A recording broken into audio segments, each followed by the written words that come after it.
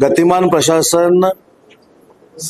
प्रशासनामार्फत प्रांत ऑफिसची जी रिक्वायरमेंट होती जिल्ह्यातली 5 प्रांत ऑफिसची, त्या प्रति 5 कोटी रुपये प्रमाणे प्रांत ऑफिसला पैसे देऊन त्याचा भूमिपूजनाचा कार्यक्रम आज चिपळूणचा झाला, खेडचा झाला, ऑलरेडी लांजा-राजापूरचं झालेला आहे, रत्नागिरीचं झालेलं आहे, दापोलीच्या प्रांत ऑफिसचा पण कार्यक्रम झालेला आहे.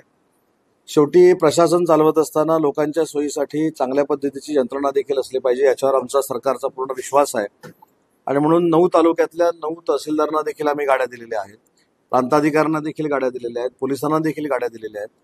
अशा सगळ्या यंत्रणेमुळं ती प्रशासनाची यंत्रणा गतिमान होऊ शकते, हाच त्याच्यातला भाग आहे. दुसरा आजचा कार्यक्रम होता की जिल्ह्यामध्ये महाराष्ट्रात पहिल्यांदा ज्या आपल्या बचत गटाच्या सीआरपी आहेत त्यांना 2400 महिला भगिनींना मोबाईल द्यायचा निर्णय 6 महिन्यापूर्वी आम्ही घेतला होता. लोकसभेची आचारसंहिता असल्यामुळे टेंडर आणि होऊ शकलं नाही. आता टेंडर होऊन आज मोबाईल वाटपाचा कार्यक्रम देखील आम्ही घेतलेला आहे.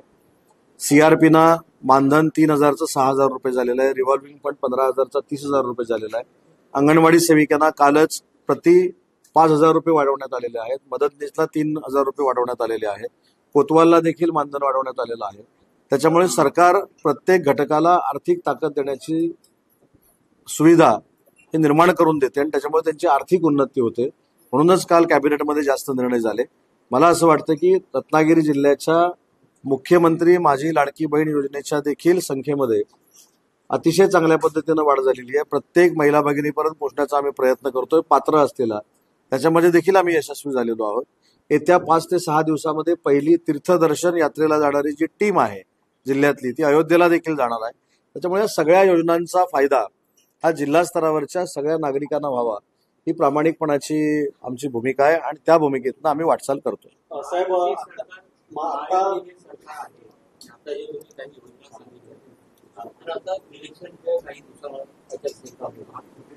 सगळा विश्वास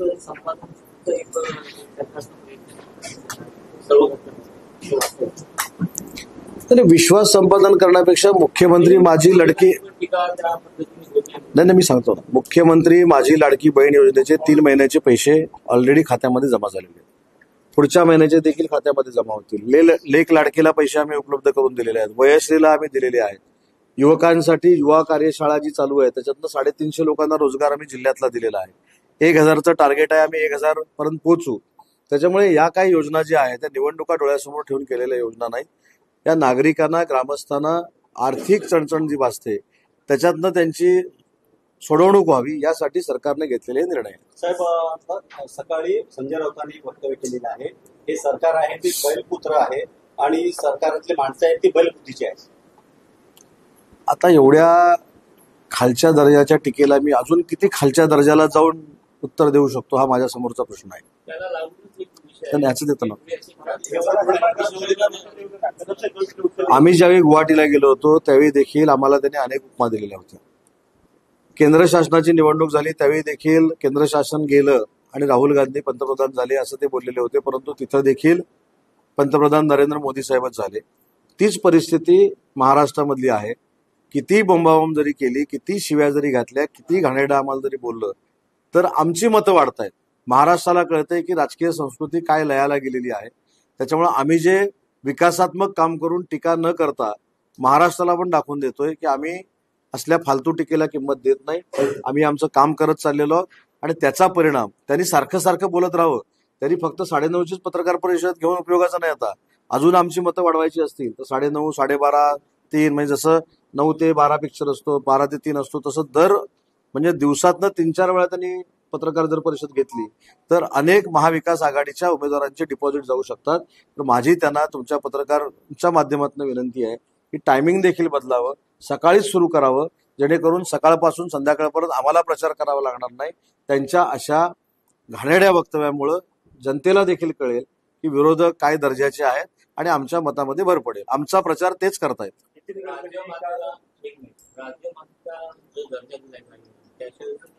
संजय राऊतांनी टीका केली त्याचं म्हणतात सावरकरांचे विचार आहे त्याबद्दल भाजपला बोलले, देशमुखची महायुतीला बोलले की ते तुम्हाला मान्य आहे, तुम्ही गायीना किंवा राजमातीचा त्यांचा विचार आहे, सावरकरांचे जे विचार आहेत गायींचे ते मान्य आहे. एक पहिली गोष्ट, त्याच्यावर टीका टिप्पणी करण्यापेक्षा ज्यांनी पत्रकार परिषद घेतली त्यांनी गोमातेबद्दलचं त्यांचं मत काय मांडावं. बाकी ह्यांचं मत काय, त्यांचं मत काय ते. आणि राजमाता हा दर्जा दिलेला नाही. राजमाता ह्या जिजाऊ आहेत. जिजाऊंच्या चरणी नतमस्तक होऊनच हे सरकार सुरू आहे. छत्रपती शिवाजी महाराजांना नतमस्तक होऊन हे सरकार सुरू आहे. जसं आपण राज्यगीत करतो, जसं आपण राज्य फुल करतो, तसं राज्य पशु म्हणून राज्यमाता गोमाता हे सरकारनं देशात पहिल्यांदा आणलेलं आहे. माझं त्यांना आव्हान आहे, गोमातेबद्दल तुमचं मत काय आहे हे त्यांनी उद्याच्या पत्रकार परिषदेमध्ये जाहीर करावं. आज आम्हाला अभिमान आहे. आम्ही कुठच्याही जाती धर्माच्या व्यक्तीला कमी लेखून किंवा जाती धर्मामध्ये तेढ निर्माण व्हावी म्हणून हा घेतलेला निर्णय नाही. जसं राज्यगीत असतं तसं राज्यमाता गोमाता आम्ही निर्णय घेतलेला आहे. गोमातेच्या बाबतीतली त्यांची भूमिका त्यांनी स्पष्ट करावी बाकीच्या चर्चा करण्यापेक्षा. मुख्यमंत्री लाडकी बहीण आर्थिक स्थिती बिघडली असं म्हणतात. तुम्ही आता भाषणामध्ये सुद्धा बोललात की त्याच्यावरती तुम्ही आता भाषणामध्ये बोलला होता की मुख्यमंत्री लाडकी बहीण अधिक बोलणार नाही. उगाच भाषण परत माझं बघावं. माझी लाडकी बहीण योजनेच्या बाबतीत मी काय बोललेलो आहे ह्याचं पाहिजे तर रेकॉर्डिंग मी तुम्हाला देतो. मुख्यमंत्री माझी लाडकी बहीण योजना ही ऐतिहासिक महिलांसाठी असलेली योजना आहे. मगाशी देखील पत्रकार परिषदेच्या सुरुवातीला मी म्हटलं की ही महिला भगिनींपर्यंत पोहोचते. ती अतिशय पॉप्युलर झालेली आहे म्हणूनच काही लोकांना पोटसू उठलेला आहे. त्याच्यामुळे ही योजना आमच्या सरकारनं आणली त्याच्याबद्दल मला अभिमान आहे. मी काही त्या योजनेच्या विरोधात बोललेलो नाही. हे मी खुलासा का करतो, मी परत करायची आवश्यकता नाही. ऐका ना, सांगतो ना सर.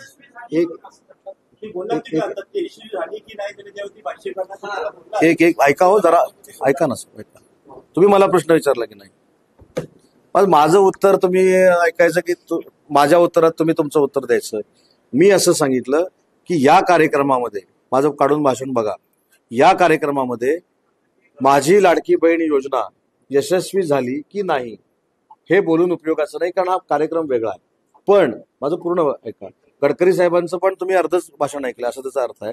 गडकरी साहेबांनी सुद्धा पूर्ण भाषणामध्ये असं म्हटलेलं आहे की ज्या विविध योजना येत आहेत या विविध योजना येत असताना सुद्धा उद्योजकांनी स्वतःची देखील इन्व्हेस्टमेंट स्वतः करण्याची ताकद ही निर्माण केली पाहिजे. त्याच्यामध्ये काय तुम्ही पाच तालुक्यांना पर्यटनाच्या गाड्या वाढतात त्या फक्त चिपळूण तालुका दिसत नाही. हे बघा ना पर्यटन दुसऱ्या विचार केला. ऐका माझं म्हणणं हे प्रश्न विचारण्यापेक्षा एखादा बचत गट जर माझ्याकडे घेऊन आता आला असता आणि ह्यांना गाडी द्या म्हणून सांगितलं इथं 32,60,000 रुपये दिले असते. थोडी बचत गटांना पण मागणी केली पाहिजे ना. गुहागरनं केली, रत्नागिरीनं केली, लांजानं केली, राजापूरनं केली. तशी तुम्ही एखादी बचत गटाची मागणी करा. नाही दिलं तर मला विचारा. मागच्या वेळेपासून अनेक पत्र परिषद घेतल्या ते म्हाडा संदर्भात वगैरे घेतले. आता या 5 वर्षाच्या कालावधीत आम्ही असं लक्ष येतोय की बराचसा निधी रत्नागिरीत होतं. चिपळूणकडे फक्त तिचे उद्घाटन होते. यात आता आज एक प्रांत कार्यालय सोडलं तर अन्य नगरपालिकेची इमारत आता कोसळायला आली. त्यात माणसं वाढली जाते. त्याला 1 रुपयाचा निधी नाही. मला स्पेसिफिक प्रश्न मी तुम्हाला अशी कामं सांगू शकतो की 2.5 वर्षामध्ये इथं झाली. सांगा कदाचित तुमच्या निधीतून असे स्पेशल. साहेब मला इथं आमदार करा म्हणून साहेब प्रश्न विचारताना माझी रिक्वेस्ट आहे. आकाशापोटी असू नये. इंदिरा गांधी सांस्कृतिक केंद्र ते पूर्ण झालेलं होतं. चला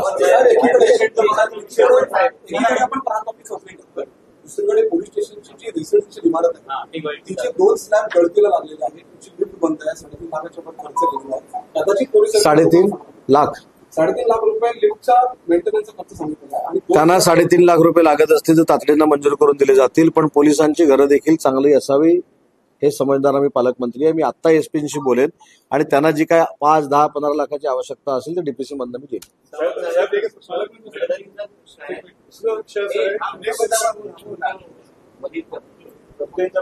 विष करण्या तुम्ही आता मागाशी गडकरी साहेबांचा जो उल्लेख केला त्याला तुम्ही असं म्हणाल की राज्य सरकारच्या मध्ये त्याच्याबरोबर करताना थोडेसे सावध राहण्याचं स्टेटमेंट आहे. विष करण्यासारखं आहे आणि त्याबरोबर तुम्ही असा संदर्भ दिलाय तर तो कशा अर्थाने दिलाय माहिती नाही. पण तो असा संदर्भ दिलाय की लाडकी बहीण योजनेचे पुढचे जे काय येते त्या गोष्टी कर्तृत्वता होईल की नाही यावर मला शंका येतो. आणि ह्याचं फडणवीसांनी असं उत्तर दिलंय की गडकरी साहेबांची जी स्टाईल आहे स्टाईल हा प्रकार सर्वांचा तुमचं एक शिवसेनेचे नेते म्हणून काय आवडतं काय नाही, याच्यामध्ये स्पष्ट त्यांनी महाराष्ट्र सरकार हे विषकन्या आहे असं म्हटलेलं नाही. त्यांनी ओव्हरऑल देशातल्या राज्यांबद्दल असं बोललेलं आहे की कधीतरी उद्योजकांना सरकार विरहित इन्व्हेस्टमेंट करावी लागणार आहे, अशा पद्धतीची त्यांची भूमिका आहे. आणि त्यांनी काय सांगितलं की मुख्यमंत्री माझी लाडकी बहीण योजना ही सुरू आहे, त्याच्यामध्ये कदाचित सरकारवर बर्डन येऊ शकतं, पण आम्ही ठामपणानं सांगतोय की आम्ही बजेटमध्ये प्रोव्हिजन केलेली असल्यामुळं कदाचित गडकरी साहेबांना त्या बजेटच्या प्रोव्हिजनची माहिती आहे की नाही मला माहित नाही, म्हणून कदाचित त्यांनी बोललेलं आहे. पण आम्ही सरकार म्हणून एकनाथजी शिंदे, देवेंद्रजी आणि अजितदादांच्या नेतृत्वाखाली 46,000 कोटी रुपयाची तरतूद ही अतिरिक्त केलेली असल्यामुळं ही योजना बंद पडण्याचं काही कारण नाही. आणि मी स्वतः उद्योग मंत्री म्हणून मी सांगतो की इन्सेंटिव्ह वाटपामध्ये कुठेही या स्कीममुळं अडचण आलेली नाही. आम्ही वेळेवर इन्सेंटिव्ह वाटण्याला तयार आहोत. साहेब आता विधानसभेमध्ये लक्षात घेतलं तर शिवसेनेचा बालेकिल्ला रत्नागिरी जिल्हा मानला जातो, तर शिवसेना रत्नागिरी जिल्ह्यात किती जागा लढवणार, एक नेते म्हणून तुमच्याकडे माहिती आहे? शिवसेनेच्या जागा बघितल्यानंतर तुम्ही नक्की माझं कौतुक कराल. एकंदरीत वाघर मतदारसंघातून कदमचं नाव समोर येत आहे, त्याच्यावरती रामदासभाई कदमाने टीका केली, त्यांचा आहेर दिलेला आहे. विपुल कदम त्या ठिकाणी मी स्पष्टपणानं सांगतो की गुहागर मतदारसंघामध्ये माझी सविस्तर माननीय मुख्यमंत्री महोदयांशी चर्चा झालेली आहे. याच्या अगोदर तिथं शिवसैनिकच निवडणूक लढवेल, बाकी कोणीही निवडणूक लढवणार नाही. नातेवाईकांच्या निवडणूक लढवण्याचा प्रश्न जो तयार केलेला आहे किंवा तयार झालेला आहे त्याच्याशी शिवसेना पक्ष म्हणून आम्ही सहमत नाही आहोत. परंतु एकच विनंती भाईंना देखील आहे की भाई हे शिवसेनेचे नेते आहेत. भाईंचा गैरसमज झाल्यानंतर ते डायरेक्ट शिंदे साहेबांशी बोलू शकतात. त्याच्यामुळे तिकीट जाहीर झालं असतं आणि मग काही निर्माण झालं असतं तर ठीक आहे, अजून तिकिटाची चर्चा पण नाही. गुहागर कोणाला सोडायचंय कोणाला घ्यायचंय ह्याच्यावर देखील चर्चा नाही. विपुल कदमाने बॅनर लावले आणि त्यांनी इच्छा व्यक्त केली, याचा अर्थ एबी फॉर्म त्यांना मिळाला असं होत नाही. पण मी जबाबदारीनं सांगतो की कुठेही निर्णय नातेवाईकांना द्यायचा हा एकनाथ शिंदे साहेबांनी घेतलेला नाही. हे स्पष्ट साहेबांशी माझ्याशी चर्चा झालेली आहे. खासदार श्रीकांत शिंदे साहेबांची देखील चर्चा झालेली आहे. फक्त माझं मत असंच आहे की शिवसैनिकालाच त्या ठिकाणी तिकीट मिळेल, परंतु भाईंनी देखील या सगळ्या गोष्टीची चर्चा शिंदे साहेबांबरोबर करायला पाहिजे होती आणि तो गैरसमज दूर करायला पाहिजे होता. रत्नागिरीमध्ये तुमच्या मतदारसंघात बाळासाहेब माने इच्छुक आहेत जोरदार. सध्या तुमचं राजकीय अंतर्गत वाद चालू आहे. कोणाचा? बाळ माने माजी आमदार आणि तुमचा. माझा नाही, त्यांचा असेल त्यांना विचार. इच्छुक आहे. हो साहेब, माझ्या मतदारसंघामध्ये दुनियेतला कोणी इच्छुक राहू शकतो, चिपळूणमध्ये राहू शकतो. ही लोकशाही आहे. लोकशाहीतनं मी कसं सांगू शकतो की कोणी उभं राहायचं नाही? तुम्ही उद्या इच्छुक झाले ना, तुमचा पण मान सन्मान करू. साहेब एकीकडे शासनाकडे वेगवेगळ्या योजना आहेत, दुसरीकडे महागाई प्रचंड वाढत चालली, डाळीचे दर वाढले, तेलाचे वाढले. त्याच्यातला सर्वात मोठा उच्चांक टाकण्याचा औषधांमध्ये गेल्या वर्षी जी गोळी ज्या बँकमध्ये होती 30 रुपयाची गोळी आता 70 रुपयाला आणि 700 रुपयाची गोळी 1000 रुपये. त्याच्यावर शासनाचं काही निर्णय आहे? मला त्याची माहिती घेतो मी. मला फार्मामधली मी माहिती घेतलेली नाही, परंतु त्याचं उत्तर या संदर्भामध्ये माहिती घेऊन बोलणं उचित ठरेल. मी फार्माच्या बाबतीतली माहिती घेतो आणि मग तुम्हाला याचं उत्तर देतो. परंतु जर त्या क्षेत्रातलीच महागाई वाढली असेल आणि त्याचा त्रास रुग्णांना आणि रुग्णांच्या नातेवाईकांना होत असेल तर शासन योग्य तो निर्णय घेईल. सगळ्या बाबतीत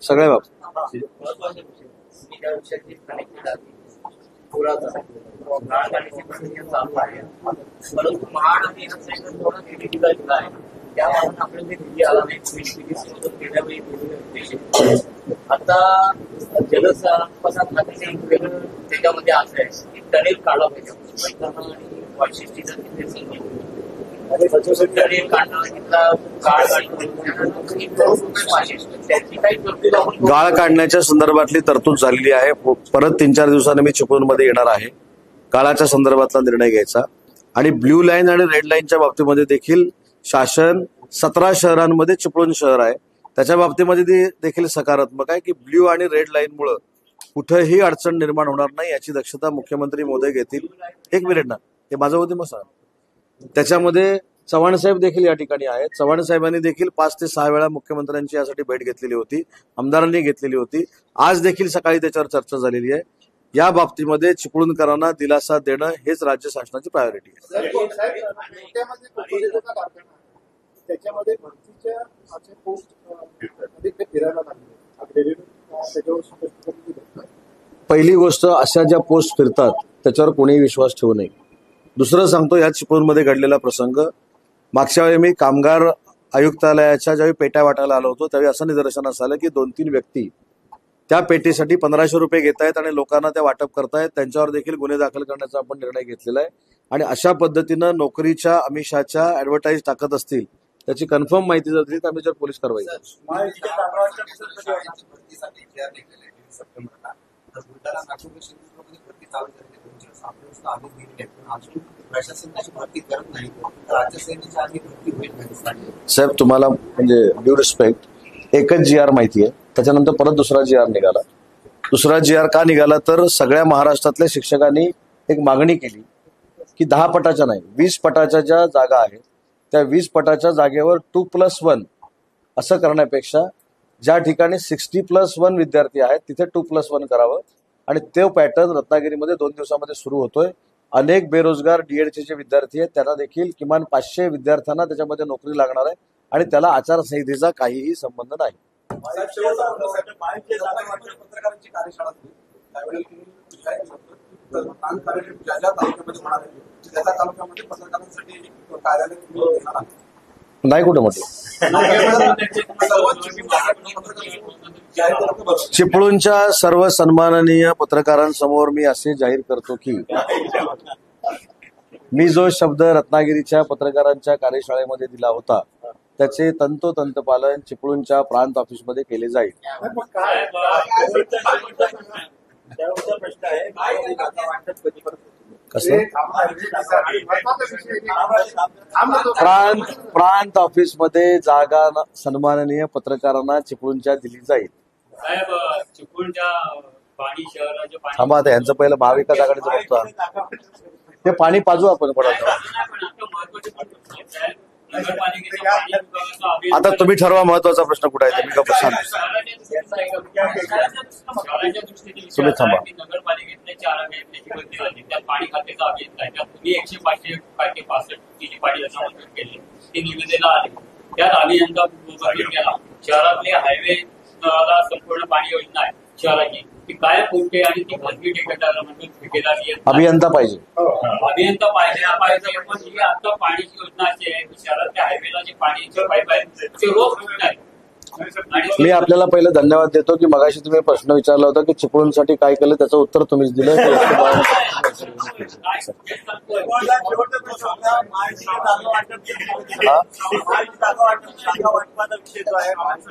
महायुतीचं जागा वाटप 80% पूर्ण झालेलं आहे. 20% पुढच्या 4-5 दिवसात होईल आणि तुम्हाला ब्रेकिंग न्यूज मिळणार नाही असं आमचं जागा वाटप होईल.